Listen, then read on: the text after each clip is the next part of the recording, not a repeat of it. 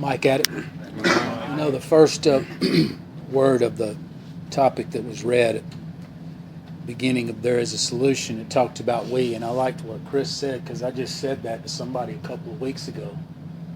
They said they got high. They use that old canned excuse, that's what we do. I said, no, that's what you do. It depends on which we you want to be, right?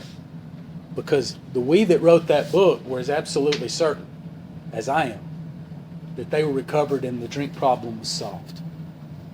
That's not what that we did, but there's another we that's much larger here that's doing the other thing. And that comprises about 95% of the people you see at meetings. That's the other we. It depends on which we you want to be. You know, when I think about the reference to the ship that was mentioned on that page, you know, where people on a vessel, moment before shipwreck, steerage to captain's table means the rich and the poor were there. And, you know, when the book was written, it was in the early 30s, or is in the 30s, mid-30s, when he started, finished in 38, published in 39. The Titanic had just happened in everybody's mind real recently, just like 9/11 happened real. I could feel like it was yesterday. I remember right where I was standing. And the reason he mentioned the shipwreck is because he knew everybody remembered that shit. So when you read something in that book about that, you stood up and took notice. Today it's like, oh, how cute, it's a ship. See, so when I read the ship part, you know, and I put myself in that context, he's trying to tell me this is serious business. And this disease is an equal opportunity destroyer. From Yale to jail, you know, from Penn State to State Penn, it doesn't matter. And there he was on the book, and he said, you know, we're like people who were saved moment before shipwreck, steerage to captain's table. How there for that moment, it didn't matter that you had more money than me and vice versa, or you had education and I didn't. We all had this common challenge here, and this ship's going down. What the fuck are we going to do? We got a common peril. And somehow that connection is strong. And the peril that brought me here, you know, feeling imperiled with other people that you might feel like, well, maybe they did more or less than me, maybe their story's not exactly the same. But that connection is strong. Man, we got to stick together. Man, this is serious business. Man, we just narrowly escaped death. But just as that page promises, in my observation has been, it says as people go their separate ways, somehow we forget. And somehow we feel that relying on each other can elusively be seemingly a solution. Right?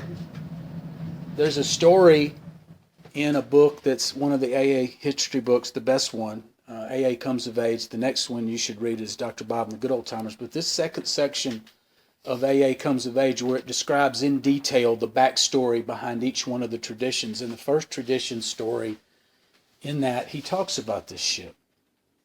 And first tradition is unity. And he talks about the ship and the floating in the water after the ship has gone down. And everybody's floating there.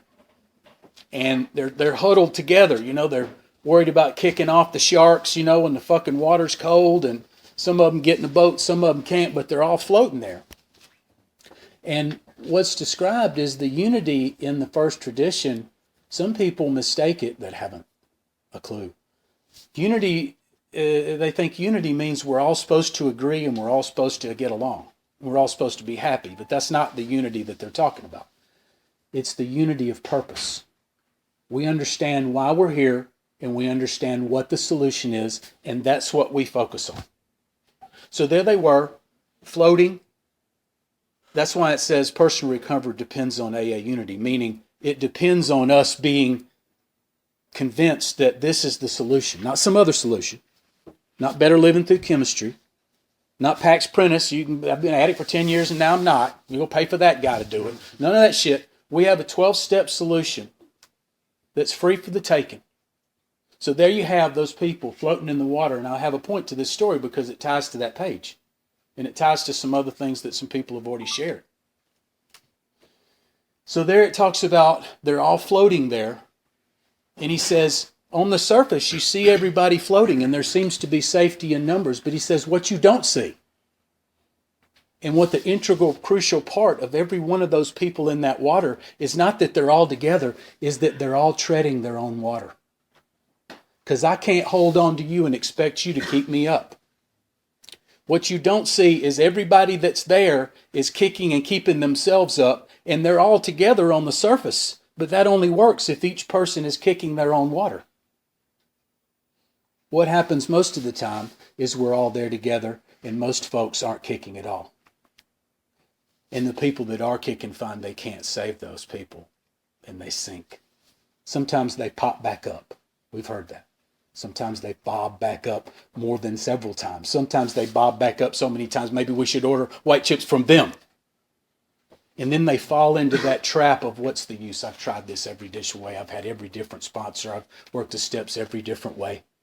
You know, that's why it's so important for me to take this thing seriously. Because I took my dope seriously. I didn't like my dope cut. And I don't like my recovery cut. Now, I get a bad rap for not cutting my recovery. Man, that guy's too serious. While they fall one at a time. Right?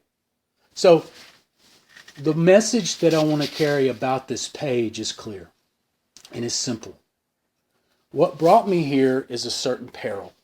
Whether it be, she's going to leave me, they lock me up, I got in the ICU, they're gonna do this, they're going to do that.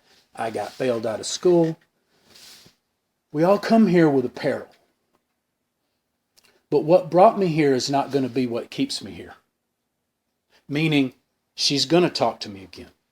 I'm going to get the license back.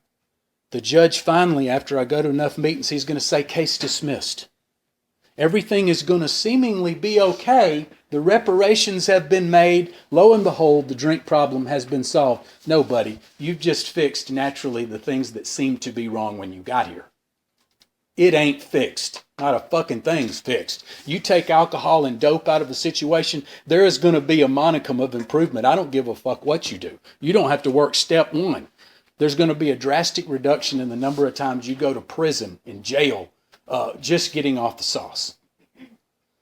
So what I have to get in my mind is what brought me here is not what keeps me here. Meaning this, true recovery starts when those things are fixed.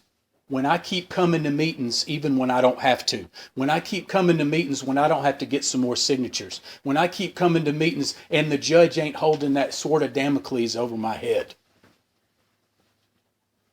And that separates the men from the boys here. Because what that demands is that I tread my own water.